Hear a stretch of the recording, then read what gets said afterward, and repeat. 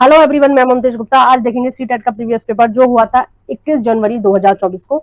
और इस पेपर के हमने कई सारी पार्ट पहले कंप्लीट कर लिए हैं। अगर आपने नहीं देखे हैं तो इसी वीडियो के डिस्क्रिप्शन में आपको सीटेट की प्रीवियस पेपर की लिंक मिल जाएगी, प्लेलिस्ट की लिंक मिल जाएगी। आप उस प्लेलिस्ट की लिंक पर क्लिक कर अब तक मैंने जितने भी सीटेट के प्रीवियस पेपर कराए हैं उन सभी को देख सकते हैं। और अब तक मैंने 2015 से और 2024 तक के सभी आपको प्रीवियस पेपर सीटेट के करा दिए हैं, तो आप प्लीज इस पर क्लिक करके देख सकते हैं। और ये साइड में जितनी भी प्लेलिस्ट लगी हुई है ये सभी मैंने पढ़ाई है। एनसीईआरटी को बहुत ज्यादा डिटेल में पढ़ाया है क्योंकि आपके एग्जाम में एनसीईआरटी से बाहर कुछ आता ही नहीं है। तो आप एनसीईआरटी को बहुत अच्छे से कर लीजिए। 6th, 7th और 8th क्लास की हिस्ट्री, ज्योग्राफी और पॉलिटिकल साइंस को बहुत अच्छे से कर लेंगे तो आपका जो सीटेट का पेपर है वो बहुत अच्छे से क्लियर हो जाएगा। कोई उसमें बहुत ज्यादा दिक्कत होगी नहीं। यहाँ तक कि आपके पेडागोजी के क्वेश्चन भी एनसीईआरटी से ही पूछे जाते हैं। ठीक है, आइए हम शुरू करते हैं क्वेश्चन नंबर 81 से।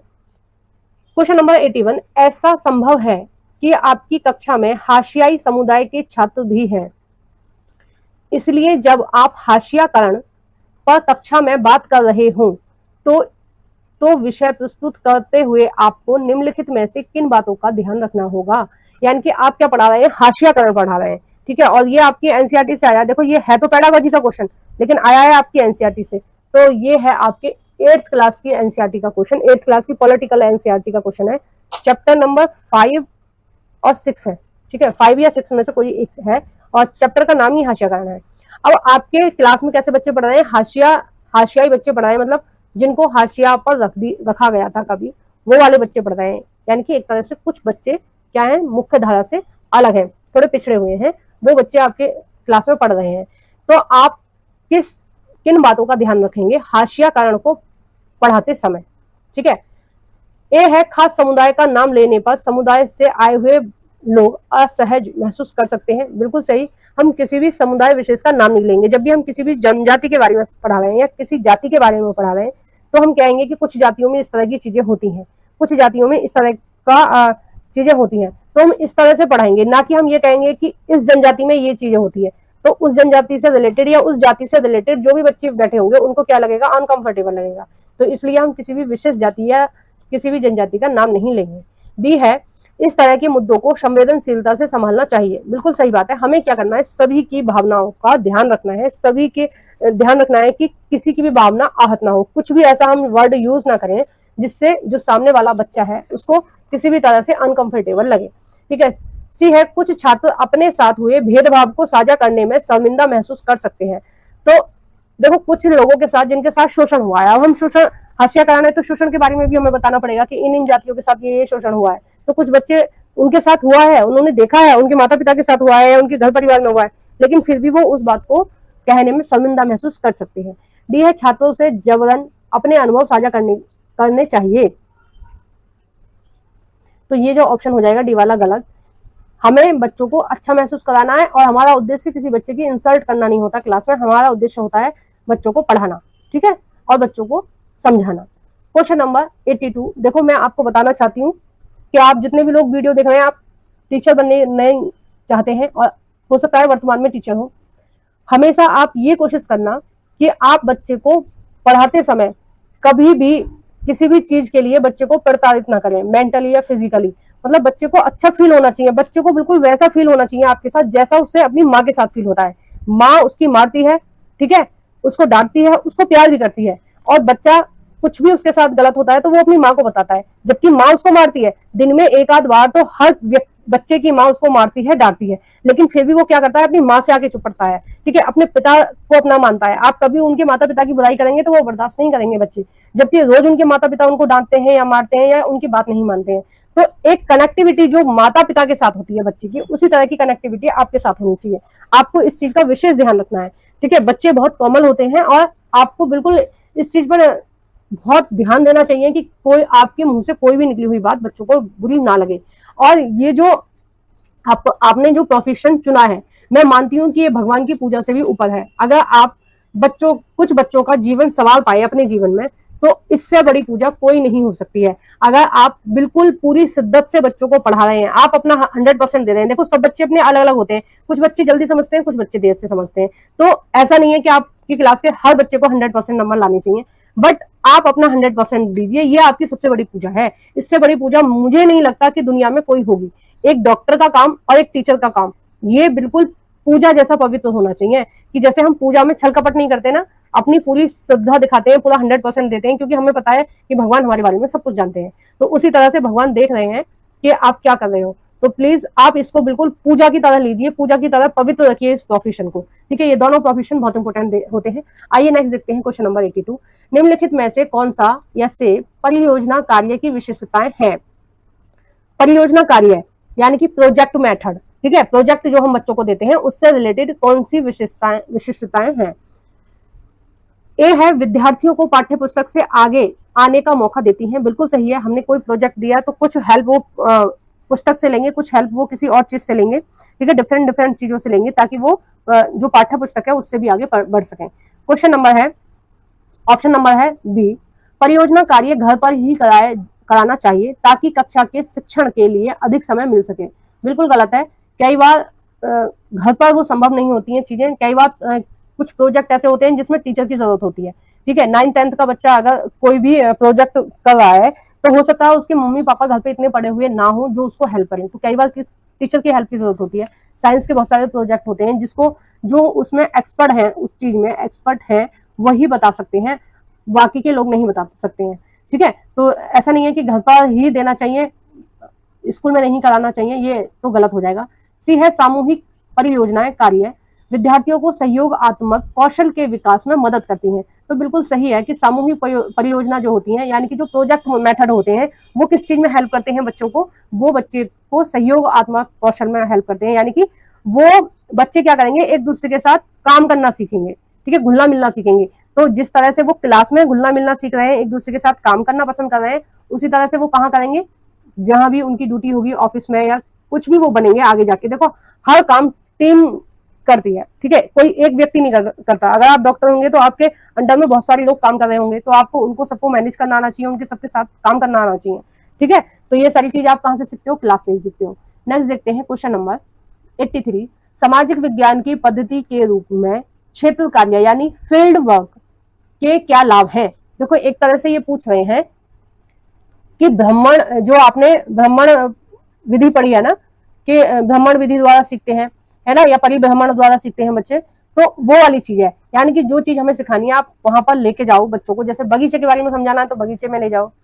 आप मान लीजिए फसलों को पढ़ा रहे हो तो आप एक दिन बच्चों को खेतों के दर्शन करा दीजिए, या जिस फसल के बारे में आप समझाना चाह रहे हैं उस फसल को दिखा दीजिए बच्चों को, ठीक है। तो ये क्या हो गया, फील्ड वर्क हो गया या क्षेत्र कार्य हो गया, ठीक है। एक तरह से ये वही है, भ्रमण पद्धति है, जो भ्रमण होता है ये वही है कि आप जो भी बच्चों को पढ़ाना चाहते हो, कारखाने के बारे में पढ़ा रहे हो, फैक्ट्री के बारे में पढ़ा रहे हो, उद्योग के बारे में पढ़ा रहे हो, तो एक दिन सारे बच्चों को, क्लास के बच्चों को ले जाओ और किसी फैक्ट्री को दिखाओ, ताकि वो बच्चे उसको अच्छे से समझ सकें कि किस तरह की मशीनरी होती है, किस तरह के श्रमिक होते हैं, किस तरह से काम होता है, किस तरह से मैनेजमेंट होता है।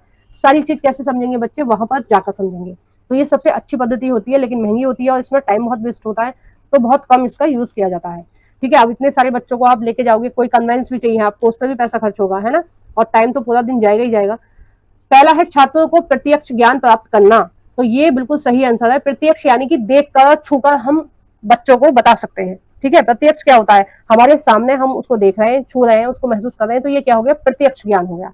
तो इसका जो सही आंसर हो जाएगा वो पहला ही सही हो जाएगा। बाकी के ऑप्शन आप पढ़ सकते हैं वीडियो को पॉज करके। देखो ऑप्शन सारे पढ़ने चाहिए। मुझे कई बार ऐसा लगता है कि वीडियो ज्यादा लंबी हो रही है तो मैं जल्दी जल्दी पढ़ाने की कोशिश करती हूँ। अगर मैं ऑप्शन नहीं पढ़ती हूँ तो आप पढ़ लिया करो, सारी चीज इंपॉर्टेंट होती है। Question number 84। लोकतंत्र में एक निश्चित समय अंतराल के पश्चात ही चुनाव क्यों होते हैं। हमारे यहाँ लोकतंत्र में जितने भी चुनाव है, केवल राज्यसभा के चुनाव को छोड़कर और विधानसभा परिषद के चुनाव को छोड़कर बाकी सारे चुनाव 5 वर्ष के होते हैं, और ये राज्यसभा का चुनाव और जो होता है ये होता है 6 वर्ष के लिए, ठीक है। और विधान परिषदों के जो चुनाव होते हैं वो होते हैं 6 वर्ष के लिए। बाकी के जितने भी चुनाव होते हैं वो सारे 5 वर्ष के लिए होते हैं, ठीक है, हमारे देश में। तो इन्होंने पूछा एक निश्चित अवधि के अंतराल, ठीक है, एक निश्चित समय के अंतराल चुनाव क्यों होते हैं। पहला है सरकार का उत्तरदायित्व सुनिश्चित करने के लिए, बिल्कुल सही है कि इससे क्या होता है, सरकार का उत्तरदायित्व जो होता है वो सुनिश्चित हो जाता है कि सरकार को किस तरह से चीजें करनी है, किस तरह से काम करना है, ठीक है। नेक्स्ट है इसका बी, दलों की समान राजनीतिक भागीदारी सुनिश्चित करने के लिए। यानी कि ऐसा नहीं है कि अगर चुनाव नहीं होंगे तो क्या एक दल ही शासन करता रहेगा, जबकि लोकतंत्र में क्या होता है, जितने भी राजनीतिक दल हैं उस देश में, उन सभी को मौका दिया जाता है अपने अपने सेवा करने के अवसर देने के लिए। ठीक है, मतलब हम उनको, लोकतंत्र में क्या होता है, सभी जितने भी नेता हैं या जितनी भी राजनीतिक दल हैं, जितनी भी पार्टियां हैं, उन सबको अवसर दिया जाता है कि वह चुनाव के दौरान अपनी सरकार बनाए और जो जनता है उसकी सेवा करें। ठीक है, एक तरह से सेवा ही होता है, तो ये बिल्कुल सही हो जाएगा। सी है, राजनीतिक वाद विवाद तथा जन संवाद को प्रोत्साहित करने के लिए। ठीक है, ऐसा नहीं है, वाद विवाद करने के लिए नहीं कराए जाते हैं चुनाव, और न ही जन संवाद को प्रोत्साहन करने के लिए चुनाव कराए जाते हैं। ये उद्देश्य चुनाव कराने का होता ही नहीं है। डी है, यह एक परंपरागत प्रक्रिया है। बिल्कुल सही है, ये एक परंपरा है। जितने भी लोकतंत्र हैं उन सभी लोकतंत्र देशों में ये एक परंपरा है कि एक निश्चित समय के अंतराल पर चुनाव होते ही होते हैं। जैसे अमेरिका में प्रेसिडेंट का जो चुनाव होता है वो होता है 4 वर्ष में। ठीक है, और हमारे यहाँ कितने में होता है, 5 वर्ष। हमारे यहाँ मैं बता रही हूँ कि लगभग सारे ही जितने भी हैं चुनाव होते हैं वो 5 वर्ष पर ही होते हैं, केवल राज्यसभा और विधान परिषद को छोड़ के। ठीक है, उनके चुनाव जो होते हैं वो 6 वर्ष के टाइम में होते हैं। तो देखिए इसका जो सही आंसर हो जाएगा वो होगा जिसमें सी ऑप्शन नहीं होगा। सी किसमें नहीं है, देखो इसमें है, इसमें है, इसमें नहीं है। नेक्स्ट देखते हैं क्वेश्चन नंबर 85, आत्मपन की अवधारणा पढ़ने का सबसे अच्छा तरीका कौन सा है। आत्मपन, देखो आत्मपन के बारे में दिया हुआ है आपका 7th क्लास की एनसीईआरटी में।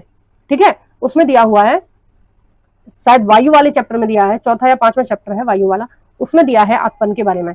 तो इसको पढ़ाने का सबसे अच्छा तरीका क्या है, इसको पढ़ाने का सबसे अच्छा तरीका है, पहला है केस स्टडी, या दूसरा है विचार मंथन, देखो विचार विमर्श करना, इससे थोड़ी हम आत्मपन को पढ़ा पाएंगे।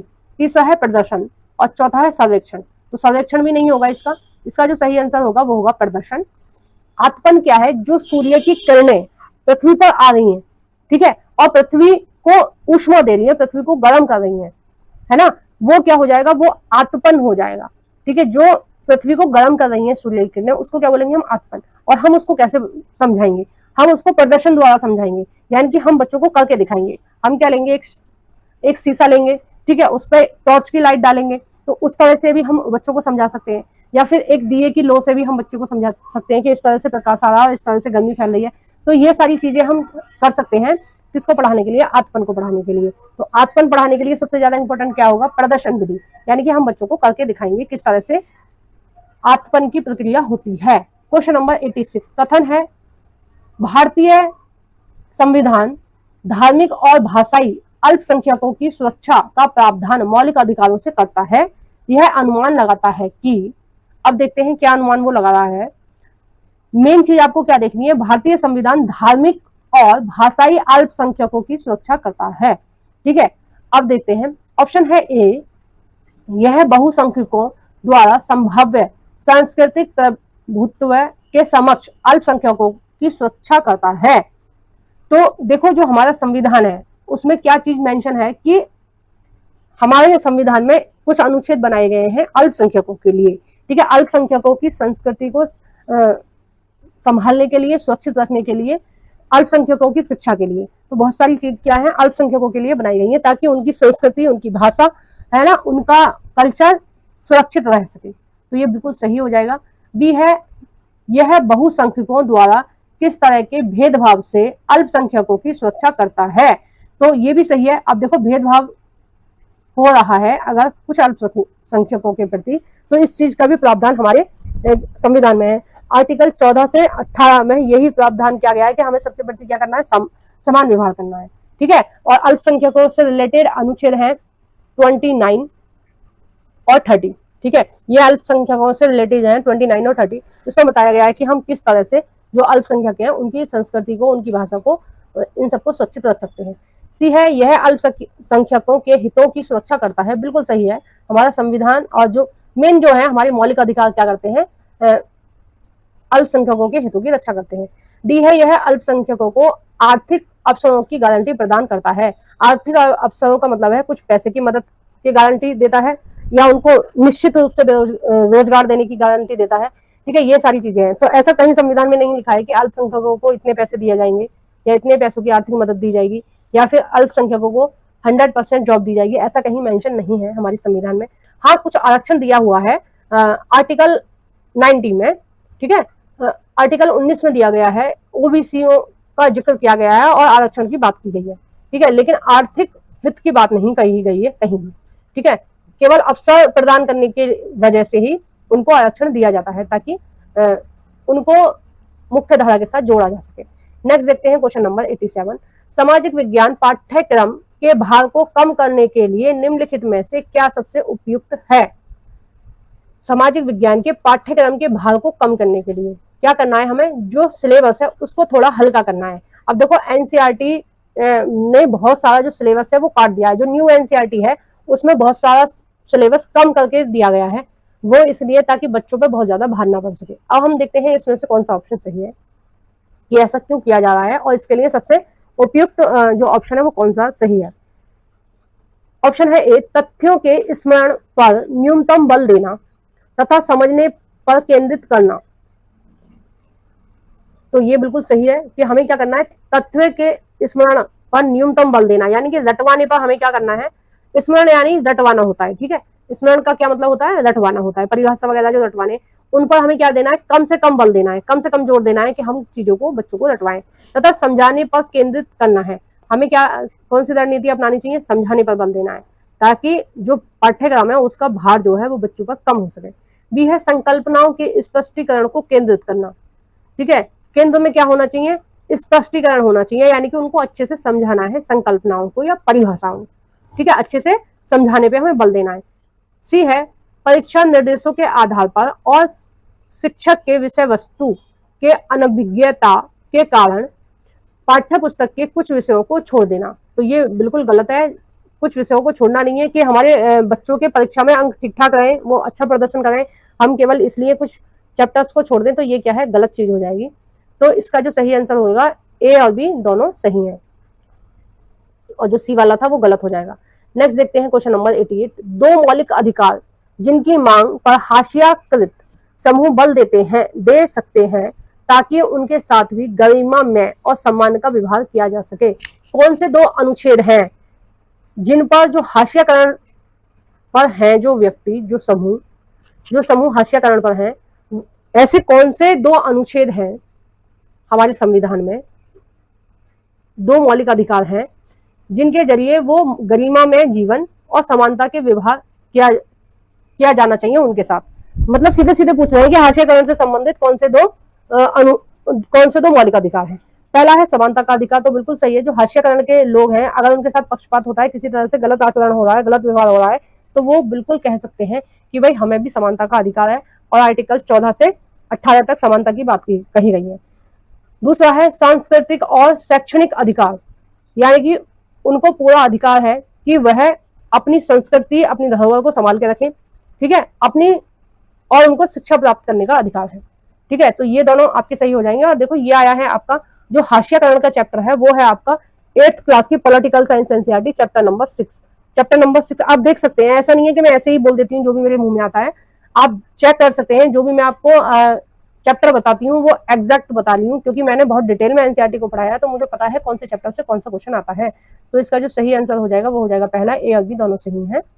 नेक्स्ट देखते हैं क्वेश्चन नंबर 89। राज्य शासन की कार्य प्रणाली से संबंधित निम्नलिखित आकलन प्रश्नों ए तथा बी विचार करें। अब देखिए राज्य की शासन प्रणाली के विषय में पूछा गया है क्वेश्चन, और ये जो क्वेश्चन आया है ये आया है 7th क्लास की पॉलिटिकल साइंस एनसीईआरटी से चैप्टर नंबर 3 से, ठीक है। पॉलिटिकल साइंस एनसीईआरटी में ही जो राज्य शासन है या राज्य जो सरकारें हैं उनके बारे में विस्तार से दे रखा है। तो हमें देखना है कि राज्य शासन कार्य प्रणाली से संबंधित आकलन के लिए कौन सा जो प्रश्न है वो सही है, ठीक है। हमें किससे संबंधित आकलन करना है, राज्य शासन प्रणाली से संबंधित आकलन करना है। ए है, प्रेस वार्ता यानी कि प्रेस कॉन्फ्रेंस का क्या उद्देश्य होता है, यह विधानसभा में होने वाली बहस से किस तरह अलग है, ठीक है। बी है, उन निर्वाचित प्रतिनिधियों के लिए किस शब्द का प्रयोग होता है जो सत्ता दल के सदस्य होते हैं तथा सरकार के फैसले पर सवाल उठा सकते हैं। तो ये जो लाइनें दो कही गई हैं ये किससे संबंधित कही गई हैं, ये कही गई हैं सांसद से संबंधित। देखिए ये क्या बोला है, इन्होंने क्या बोला है, उन निर्वाचित प्रतिनिधियों के लिए किस शब्द का प्रयोग होता है जो सत्ता दल के सत्ता दल कौन होगा? जो केंद्र में होंगे, है ना। सत्ता किसकी होगी? केंद्र में होती है ना सत्ता। सत्ता दल के सदस्य, अब हाल फिलहाल में किसकी सरकार बनी है? मोदी की सरकार बनी है, मोदी जी की सरकार बनी है, यानी कि बीजेपी पार्टी की सरकार बनी है। तो सत्ता दल के सदस्य कौन है? जो बीजेपी पार्टी के और उनके गठबंधन की जो पार्टी के जो नेता हैं, जो सांसद हैं, वो कौन से होंगे? सत्ता दल के नेता हैं या सत्ता दल के सदस्य होते हैं, तथा सरकार के फैसले पर सवाल उठा सकते हैं। ठीक है, तो इसका जो संबंध है ये किससे है? केंद्र सरकार से। और हम बात कर रहे हैं राज्य शासन की या राज्य शासन प्रणाली की। तो जो इसका जो सही आंसर हो जाएगा वो पहला ही सही हो जाएगा कि ए संकल्पनात्मक ज्ञान की जांच करता है कि कितना पता है बच्चों को इसके बारे में, जबकि बी तथ्यात्मक ज्ञान की बात करता है। ठीक है, नेक्स्ट देखते हैं क्वेश्चन नंबर 90। देखो ये भी जो क्वेश्चन है ये हाशियाकरण वाले ही चैप्टर में से आया है। अभी मैंने पीछे हाशियाकरण बताया था ना आपको, वो 8th क्लास की एनसीईआरटी से आया है, पॉलिटिकल साइंस एनसीईआरटी से 6th चैप्टर से। तो उसमें ही आदिवासी समाज के बारे में बहुत विस्तार से बताया गया है। ठीक है, और 8th क्लास की हिस्ट्री में भी आदिवासी समाज के बारे में बहुत सारी चीजें बताई गई हैं, लेकिन मेन इस क्वेश्चन की जो रूपरेखा है वो पॉलिटिकल साइंस एनसीईआरटी के वाले चैप्टर से ही आई है। तो आदिवासी समाज की विशिष्टताओं का श्रेय जाता है, किसको श्रेय जाता है आदिवासी समाज की विशिष्टताओं का? ए है जाति व्यवस्था के चलन, बिल्कुल गलत है। जाति व्यवस्था का आदिवासी समाज से कोई लेना देना नहीं होता है। एक आदिवासी समाज, कोई भी आदिवासी समाज है, उसमें ऊंच नीच भेदभाव, ठीक है, जात पात नहीं होता है। ठीक है, उसमें ये सारी चीजें नहीं होती हैं। उसमें क्या होते हैं? सब समान होते हैं, जाति व्यवस्था नहीं होती है। बी है दूसरे प्रचलित धर्म से भिन्न अनेक प्रकार के जनजातीय धर्मों के पालन को, बिल्कुल सही है कि उसमें क्या है? भिन्न भिन्न प्रकार के जनजातियों के क्या होते हैं? धर्म होते हैं, उनके मतलब अलग अलग कुल देवी देवता होते हैं, उस तरह से वो पूजा पाठ करते हैं। सी है विशिष्ट भाषाओं के प्रयोग को, बिल्कुल सही है कि वो सबकी जो भाषा होती है, जितनी भी आदिवासी लोग हैं, हर समूह की जो भाषा होगी वो अलग होगी। बैगा जनजाति की भाषा अलग होगी, नागा जनजाति की अलग होगी, ओहो जनजाति की भाषा अलग होगी, हर जनजाति की भाषा अलग होती है। तो ये क्या दिखाती है? ये आदिवासी समाज की विशिष्टता दिखाती है। ठीक है, उनमें अलग अलग जो देवी देवता होते हैं, अलग अलग देवी देवताओं की वो पूजा करते हैं। डी है ऊंच नीच की कम उपस्थिति को। तो मैं आपको मैंने पहले ही बता दिया कि जो जनजातीय समूह होते हैं उनमें ऊंच नीच जैसी चीजें नहीं होती हैं। एक समुदाय के जो लोग होते हैं वो आपस में बिल्कुल अच्छे से व्यवहार करते हैं और सब मिल बांट के खाते हैं, पीते हैं, सब कुछ करते हैं। तो उनमें भेदभाव जैसी चीजें नहीं होती हैं। तो हम इस वीडियो को यहीं समाप्त कर रहे हैं। आगे का हम कोई और क्वेश्चन पेपर लेके आएंगे, शायद 2023 का एक दो और रह गए हैं, उनको कराएंगे। तो आपको मेरी वीडियो कैसी लगी है प्लीज कमेंट बॉक्स में बताना। आपको कुछ भी पूछना है तो आप कमेंट कर सकते हैं, मैं आपकी हर कमेंट का रिप्लाई देती हूँ। जब भी दिन में मुझे टाइम मिलता है मैं तभी आपकी कमेंट का रिप्लाई कर देती हूँ।